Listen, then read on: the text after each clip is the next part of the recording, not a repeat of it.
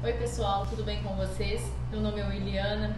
Hoje estamos aqui com a Daiane, acadêmica do terceiro período de enfermagem do Unifagoc, e ela vai estar tirando algumas dúvidas pra gente sobre o que é a angina.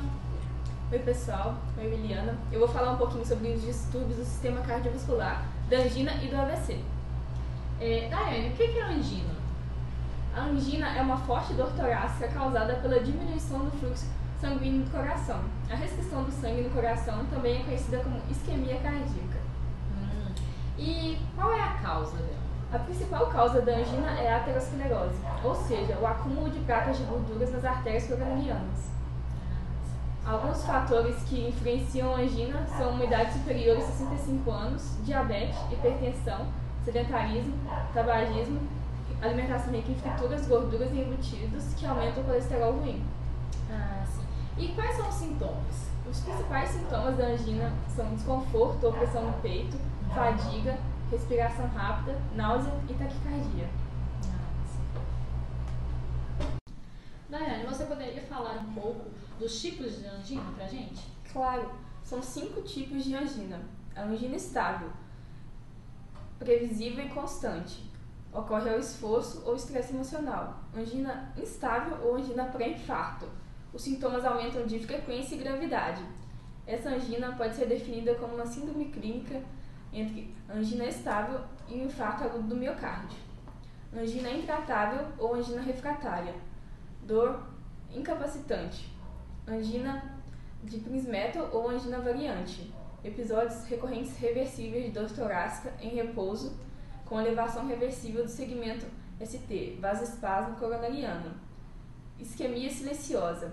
Evidência objetiva de isquemia, porém o paciente não relata nenhuma dor, assintomático. E você poderia descrever como que é a dor da angina? Claro, a dor da angina pode ser descrita como uma sensação de queimação, aperto, e ela pode irradiar no ombro, braço e pescoço. Ela dura em torno de 20 minutos no máximo. Também pode ser um formigamento que se manifesta nos ombros ou punhos.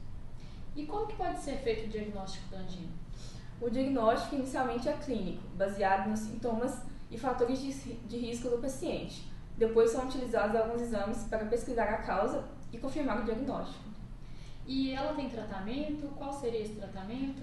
O tratamento é feito por medicação específica, ou seja, são utilizados medicamentos fármacos, vasodilatadores, beta-bloqueadores e antiplaquetários.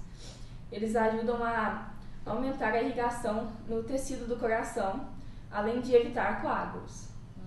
Certo. Muito obrigada, viu? E agora vamos falar um pouquinho sobre o AVC. Daiane vai estar esclarecendo algumas dúvidas pra gente. Daiane, o que é o AVC? O AVC, acidente vascular cerebral, decorre da alteração do fluxo do sangue no cérebro. Responsável pela morte de células nervosas da região cerebral atingida, o AVC pode se originar de uma obstrução dos vasos sanguíneos, o chamado acidente vascular isquêmico, ou de uma ruptura de vasos, o conhecido como acidente vascular hemorrágico. Quais os sintomas e sinais de alerta? Dor de cabeça muito forte, de início súbito acompanhada de vômitos, fraqueza ou dormência da face, braços ou pernas, geralmente afetando um dos lados do corpo, paralisia, dificuldade ou incapacidade de se locomover, perda súbita da fala ou dificuldade para se comunicar ou compreender o que se diz, perda da visão ou dificuldade de enxergar com um ou ambos olhos. E quais os fatores que influenciam um AVC a acontecer? Hipertensão, diabetes, tabagismo, consumo frequente de álcool e drogas, estresse, colesterol elevado, doenças cardiovasculares, sobretudo as que produzem arritmia, e doenças do sangue. Você pode falar um pouquinho dos tipos de AVC pra gente? Claro. Tem 2 tipos principais de AVC. O acidente vascular isquêmico ou infarto cerebral. Ele é responsável por 80% dos casos de AVC. Esse entupimento dos vasos cerebrais pode ocorrer devido a uma trombose, formação de placas numa artéria principal do cérebro, ou embolia, quando um trombo ou uma placa de gorduras originárias de outra parte do corpo se soltam e pela rede sanguínea chegam aos vasos cerebrais. O acidente vascular hemorrágico. O rompimento dos vasos sanguíneos se dá, na maioria das vezes, no interior do cérebro, a denominada hemorragia intracerebral. Em outros casos, ocorre a hemorragia subaracnoide, o sangramento entre o cérebro e a aracnoide, uma das membranas que compõe a meninge, como consequência imediata ao aumento da pressão intracraniana, o que pode resultar em maior dificuldade para a chegada de sangue em outras áreas não afetadas e agravar a lesão. Esse subtipo de AVC é o mais grave e com alto índice de mortalidade. E como que pode ser feito o tratamento do AVC? O tratamento do AVC isquêmico, utilizado em todo o mundo há vários anos, pode ser feito com um medicamento trombolítico, administrado na veia do paciente. A função do medicamento é dissolver o coágulo sanguíneo que está entupindo a artéria cerebral e causando a isquemia. O tratamento do AVC hemorrágico exige a entrada do paciente em uma unidade com capacidade de monitorização neurológica. Na unidade especializada, é possível fazer o adequado controle da pressão arterial e de alterações do exame neurológico. Em alguns casos, pode haver a necessidade de uma neurocirurgia, o que obriga a agilidade do hospital em promover uma rápida avaliação do neurocirurgião. Outro ponto importante é a reabilitação.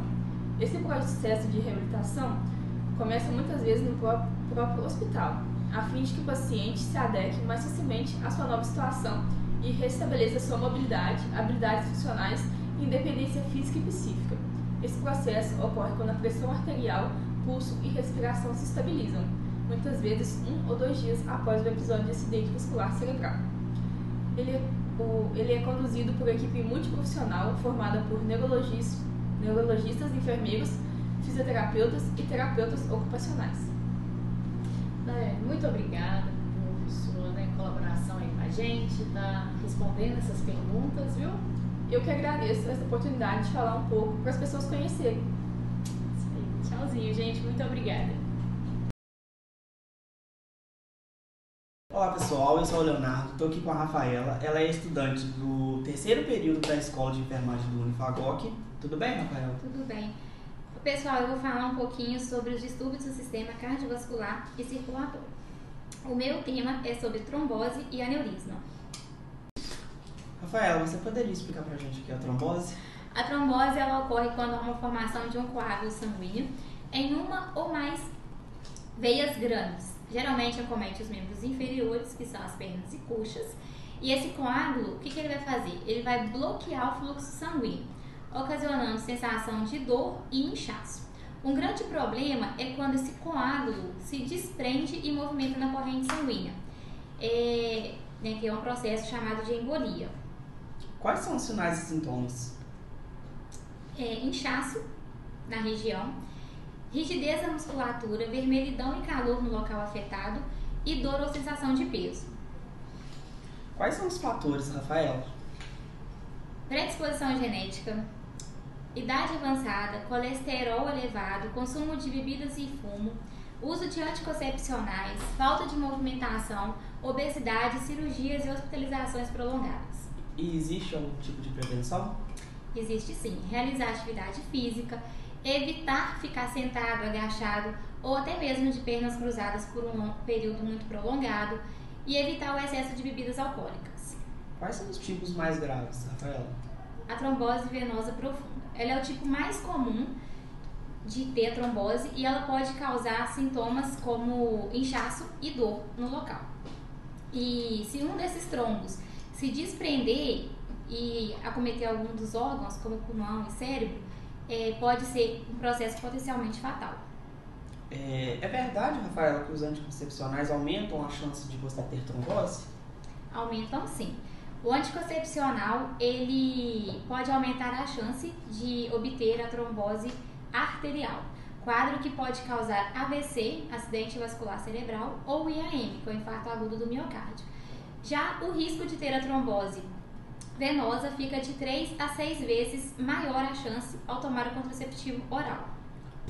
E quais os tipos de tratamento, Rafaela? Após o diagnóstico, as medidas iniciais são repouso absoluto para anticoagulação.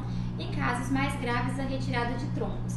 Ela pode ser feita através da trombectomia mecânica ou pela fibrinólise química. Perfeito. A trombectomia, ela é um processo cirúrgico, que tem o objetivo de desobstruir e restaurar o fluxo sanguíneo. A gente vai falar agora um pouquinho sobre aneurisma. Você poderia explicar pra gente o que é, Rafaela? Claro. O aneurisma ele é o aumento do diâmetro de uma artéria. Diferentemente do que muitos pensam, o aneurisma ele não acomete apenas o cérebro, mas sim várias partes do nosso corpo. E os fatores que contribuem, né, são o uso de cigarro, hipertensão, são considerados fatores de risco para o desenvolvimento desse problema. Uma vez que pode romper, provocando hemorragias e até mesmo óbito. Quais os sinais e sintomas? Os mais comuns são dor de cabeça súbita, náuseas, vômito e dor e perda da consciência. Quais são os tipos de aneurisma, Rafaela? Existem vários, né? Mas os mais comuns são o cerebral e o da aorta. O cerebral, ele acomete, né, na artéria cerebral, e o da aorta, ele afeta a principal artéria do coração. O aneurisma cerebral, ele é considerado muito perigoso e mais comum também da sociedade obter. Ele é considerado, ao romper-se no interior do crânio, ele produz uma sensação de pressão intracraniana, podendo levar a óbito. Quais são os fatores de risco? E aqui são os tipos: o aneurisma cerebral que eu falei e o da artéria aorta. Os fatores de risco. Os principais fatores de risco para a formação do aneurisma são o fumo e a hipertensão não controlada. Rafaela, quais são as formas de prevenção? Controlar a pressão arterial, controlar o nível de colesterol, mantendo aí uma alimentação saudável, não fumar, não usar drogas e não fazer o uso excessivo de bebidas alcoólicas. Rafaela, quais são as formas de tratamento? São realizadas duas formas de tratamento, podendo ser a embolização e a clipagem. Na embolização, é introduzido um microcatéter na região do aneurisma e geralmente a artéria escolhida é a artéria femoral. Já na clipagem, por sua vez, o procedimento ele vai identificar qual que é a artéria danificada e é feito colocado, né, um clipe metálico que vai fechar o aneurisma. Como qualquer outro procedimento, tanto a embolização quanto a clipagem, ela possui riscos e os benefícios devem ser analisados pelo médico. E Rafaela, qual é a diferença do AVC para o aneurisma? Então, pessoal, a diferença do AVC para o aneurisma é o seguinte: o AVC, que é o acidente vascular cerebral, ele ocorre quando há vasos sanguíneos rompidos no cérebro ou suprimento de sangue no cérebro que foi bloqueado. Já no aneurisma, é o resultado, né, de uma parede arterial danificada, enfraquecida, por exemplo. Eles causam uma protuberância no local e eles podem romper e, consequentemente, sangrar. Rafael, muito obrigado pela entrevista, tá bom? Eu que agradeço pela oportunidade.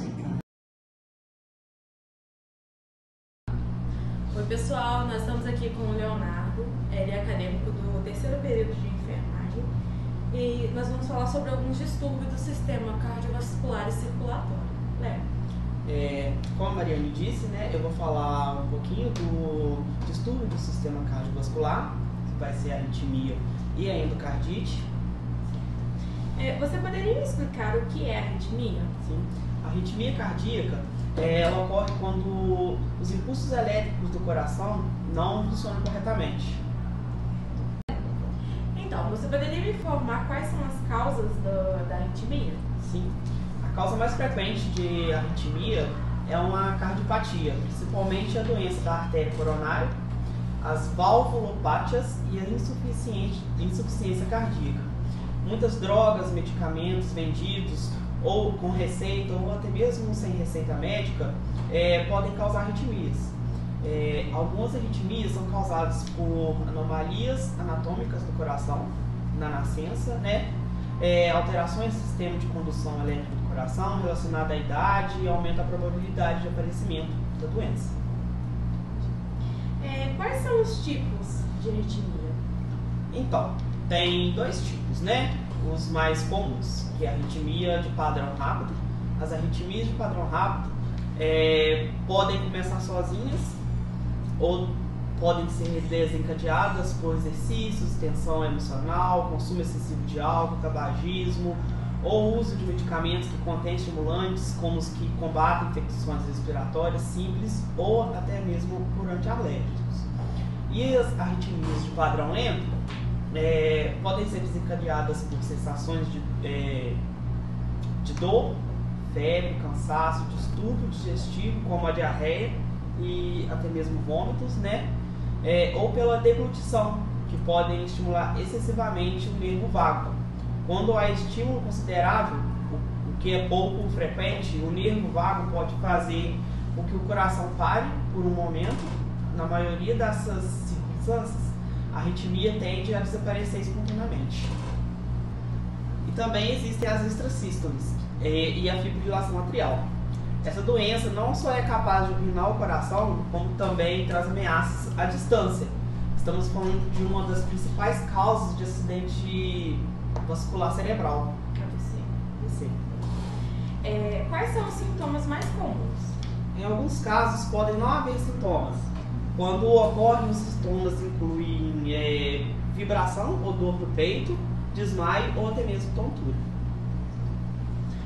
Qual a forma de tratamento? Quais as formas de tratamento? Então, a forma de tratamento é medicamento, antiarrítmico, bloqueador dos canais de cálcio, beta-bloqueadores e suplementos alimentares. Também a gente pode entrar com procedimentos médicos, né, cardioversão e ablação. Podemos fazer também implante de dispositivos, marca-passo, cardioversor e desfibrilador implantado. E sobre a endocardite, o que é endocardite? Então, é uma infecção do revestimento interno do coração, geralmente envolvendo ali as válvulas cárdicas. Normalmente a endocardite ela ocorre quando germes de outras partes do corpo elas circulam pelos vasos sanguíneos, se aderindo ali às áreas danificadas do coração. Quais são os tipos? Então, existem dois tipos, a endocardite bacteriana aguda e a endocardite bacteriana subaguda. O diagnóstico pode ser feito ali através de exame como o ecocardiograma, né, que é um ultrassom do coração, e através de exames de sangue com o objetivo de identificar a presença de bactérias na corrente sanguínea, sendo caracterizado pelo exame chamado bacteriemia. Qual a diferença e os sintomas? Então, na endocardite bacteriana aguda, costuma começar subitamente, com febre elevada, frequência cardíaca acelerada, fadiga e um dano extenso e rápido em uma das válvulas cardíacas.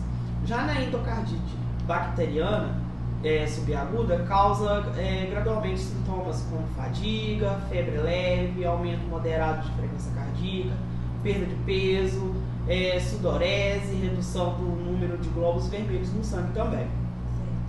Certo. Qual que é o grupo mais vulnerável a contrair essa doença?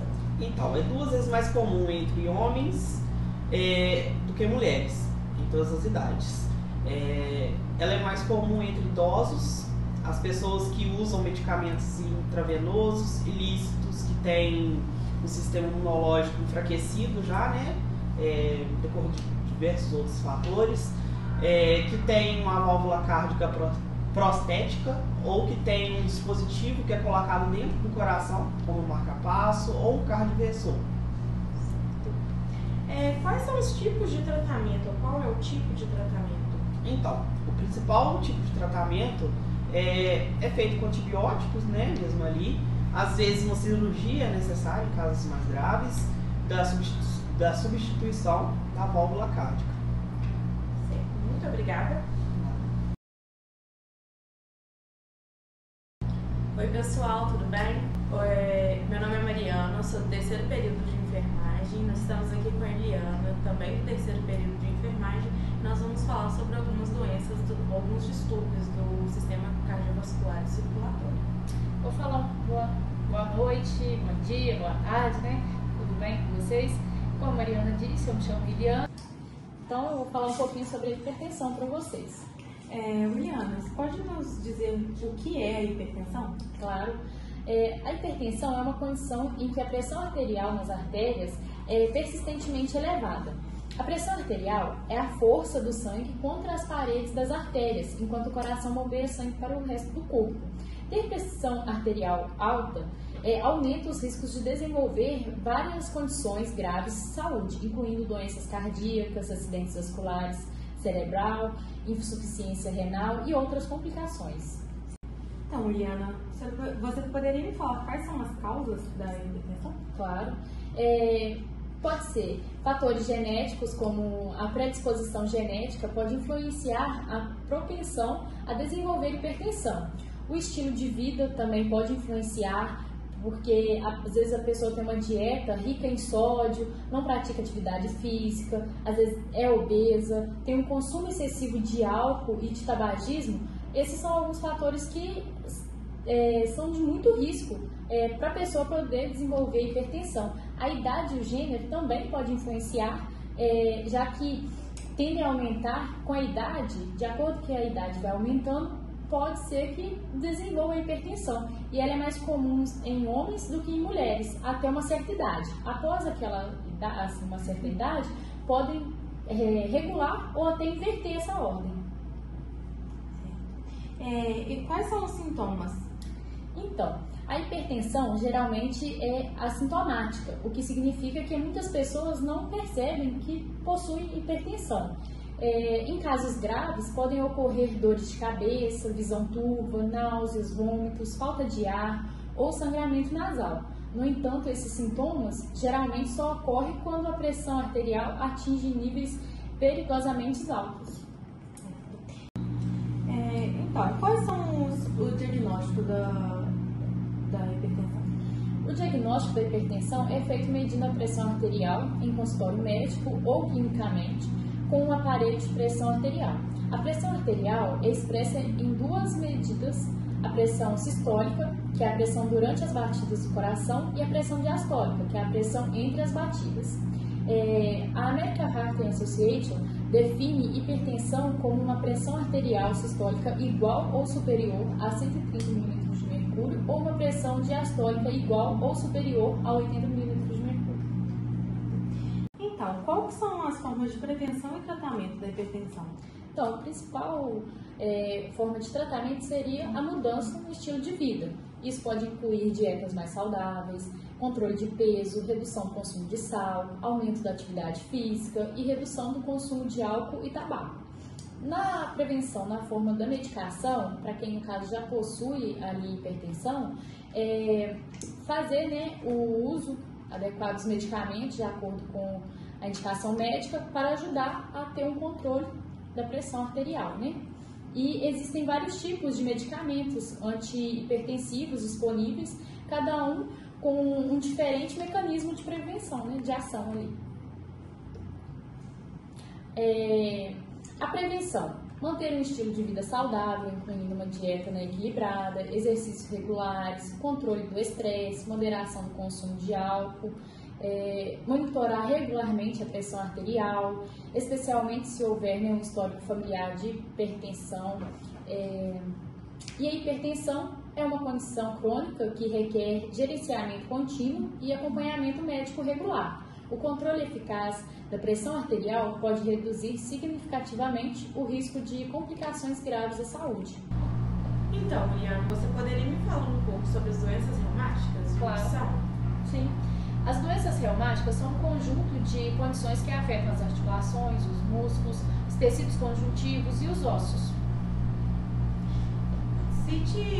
Qual a diferença entre a doença reumática autoimune e paradegenerativa?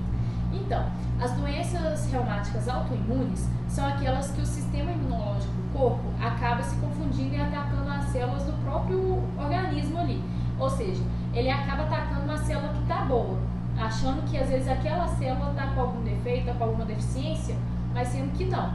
E já nas doenças reumáticas degenerativas é quando ocorre o problema ao passar do tempo, um desgaste com a célula, então acaba ocorrendo esse desgaste ali e gera nessas doenças degenerativas, vai degenerando. Então, Liana, você poderia citar algumas dessas doenças? Claro. Temos a artrite reumatoide, que é uma doença autoimune, que ela causa inflamação, é uma inflamação crônica nas articulações, levando a dor, inchaço, rigidez, pode afetar outras áreas também do corpo, sem não somente as articulações, né?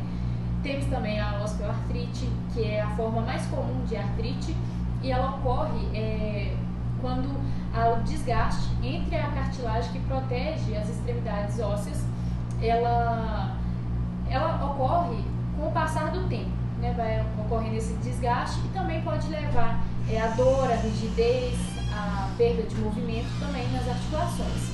Temos o lúpus eritomatoso sistêmico, outra doença autoimune, onde o sistema imunológico ataca erroneamente os tecidos saudáveis do corpo, incluindo as articulações, pele, rins, cérebro e outros órgãos. São essas. Quais são os fatores que podem desencadear essas doenças? Então, pode ser fator genético, que as pessoas com históricos de doenças reumáticas têm maior probabilidade de desenvolvê-las, né? Certos genes podem predispor indivíduos e condições com artrite reumatoide, lúpus e espondiloartrites. E temos também os fatores imunológicos, que muitas doenças reumáticas são consideradas autoimunes, o que significa que o sistema imunológico ataca, né, erroneamente, igual eu expliquei anteriormente, né? Isso. Qual forma de tratamento? Então, geralmente, o tratamento para essas doenças envolve vários fatores, né? Uma combinação de medicamentos, fisioterapia, exercícios físicos, mudança na dieta, em alguns casos até cirurgia mesmo. Geralmente, da dor e a manutenção da função articular são objetivos importantes no tratamento, né? Gerenciar isso aí, tomar um remedinho para poder evitar ali a pessoa também não ficar com esse incômodo, né? E é muito importante fazer uma consulta, né, ao médico para poder ter um diagnóstico certo e para estar entrando com o tratamento adequado. Muito obrigada. Por nada.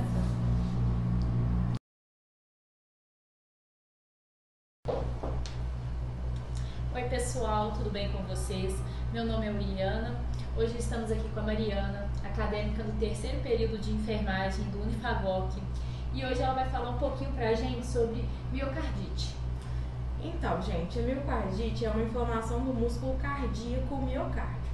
O que é o miocárdio? O miocárdio como eu disse, é um músculo cardíaco, isto é, a própria parede do coração. A porção mais interna se chama o endocárdio e a mais externa o epicárdio. O miocárdio ele é composto por um tecido muscular especial, o músculo cardíaco, e tem como função básica ejetar o sangue que se encontra no interior do coração. Mariana, você poderia falar um pouquinho pra gente quais são os tipos e as doenças? Certo. Os tipos que existem, por exemplo, temos a infecção viral, como o vírus da gripe, citomegalovírus, o vírus da herpes simples, temos bactérias como os streptococcus, temos fungos, reações autoimunes, toxinas como álcool e drogas, certos medicamentos que podem desencadear a miocardite. Sim. E quais são os sintomas? Os sintomas, eles podem variar de leves a graves. Incluem a fadiga, dor no peito, dificuldade de respirar, palpitações cardíacas, inchaço nas pernas e tornozelos, batimentos cardíacos irregulares e febre. E como que o diagnóstico ele pode ser feito? O diagnóstico geralmente ele envolve exames físicos, análise de sintomas, exames de sangue para detectar marcadores de inflamação ou de infecção, eletrocardiograma, ecocardiograma, ressonância magnética cardíaca e biópsia do músculo cardíaco. Sim. E quais são as formas de tratamento? O tratamento ele pode incluir repouso, medicamentos anti-inflamatórios, diuréticos, caso houver inchaço, medicamentos para controlar os batimentos cardíacos irregulares e, em casos graves, terapias imunossupressoras, e pode ser também necessário a internação hospitalar. Sim. E agora você pode falar também um pouquinho pra gente sobre a insuficiência cardíaca? A insuficiência cardíaca é uma condição em que o coração ele não consegue bombear o sangue suficiente para atender às necessidades do corpo. E quais são os tipos e as causas dessa doença? Os tipos e as causas Isso.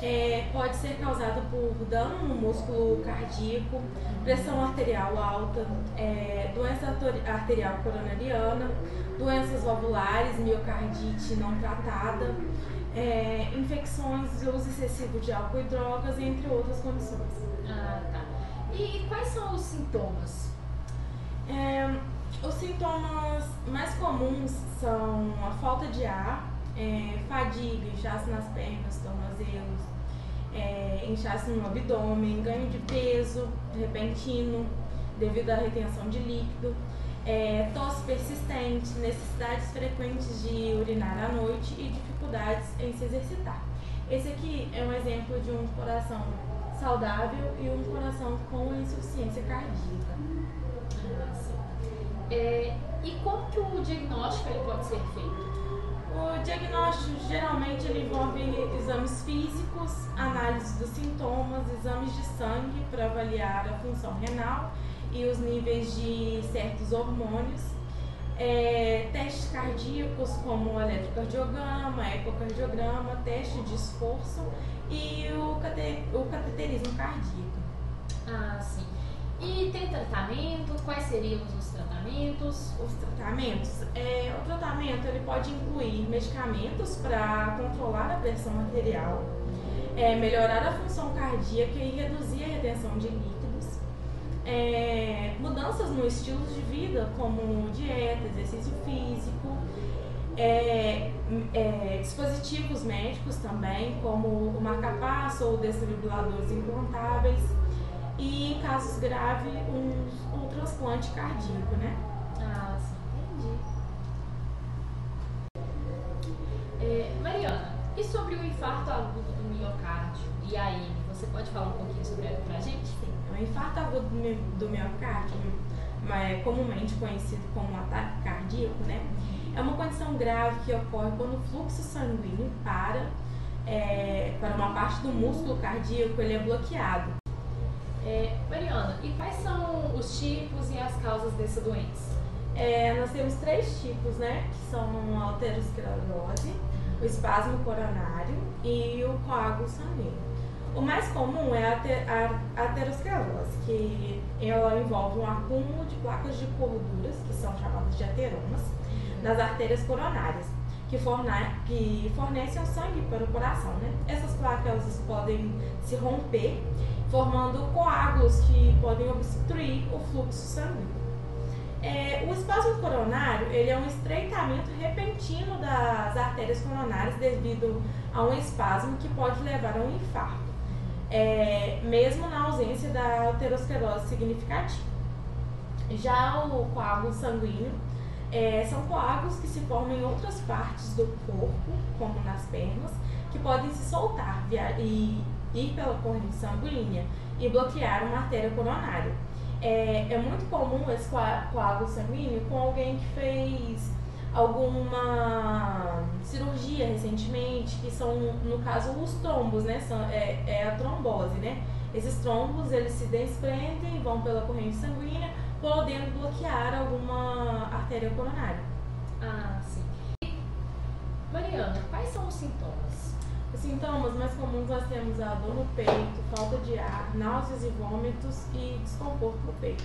A dor no peito, geralmente é como uma pressão no peito, uma dor intensa, que ela pode irradiar para os braços, normalmente o esquerdo, o pescoço, a mandíbula, nas costas e no abdômen. Essa falta de ar também pode ser acompanhada com sudorese, tontura e náuseas. Ah, sim. E como que o diagnóstico é feito?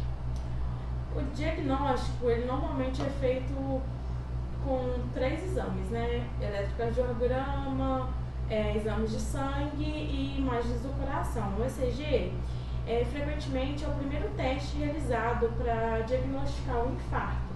Que essas imagens, né, do eletrocardiograma, elas podem mostrar alterações típicas no padrão elétrico do coração. O exame de sangue é mais a nível de enzimas cardíacas, como a troponina, creatina, quinase, ACK, que geralmente são elevados após o infarto. E as imagens do coração, o teste de ecocardiograma ou a angiografia coronária e ressonância magnética cardíaca, elas podem ser realizadas para avaliar o tamanho do infarto e a função cardíaca. Ah, sim. E quais são as formas de tratamento? As formas de tratamento, nós temos a angioplastia, ou colocação de stent, que é um procedimento para desbloquear a artéria coronária usando um balão inflável e em seguida colocar um stent para manter a artéria aberta. Temos a terapia trombolítica, que é a administração de medicamentos que dissolvem os coágulos sanguíneos se a angioplastia não estiver prontamente disponível. Os medicamentos, né, que incluem os antiagregantes plaquetários, anticoagulantes, beta-bloqueadores, inibidores de enzima, inibidores de enzima conversora angiotensina e estalinas para reduzir o risco de coágulos sanguíneos, para controlar a pressão arterial e diminuir os níveis de colesterol. Temos a reabilitação cardíaca, que é um programa que inclui exercícios,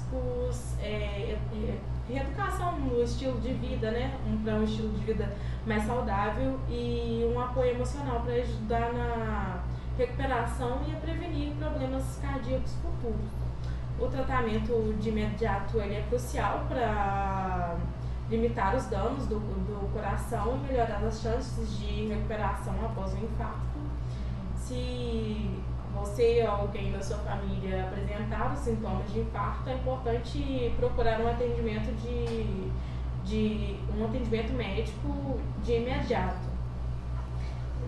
Tá joia. Muito obrigada, Mariana, por sua atenção, tá aqui respondendo essas perguntas pra gente, viu? Muito obrigada. Nada, obrigada. Tchauzinho. Gripe, citomegalia. Rafaela, fala pra gente um pouquinho o que é a trombose. Não, tá, não. Tira agora! Olá pessoal, eu sou o Leonardo, tô aqui com a Rafaela, ela é estudante. Que riu agora? Rafaela, você poderia explicar pra gente o que é a trombose? A trombose é quando ocorre... Calma, só volta aí. Inchaço, sensação de peso.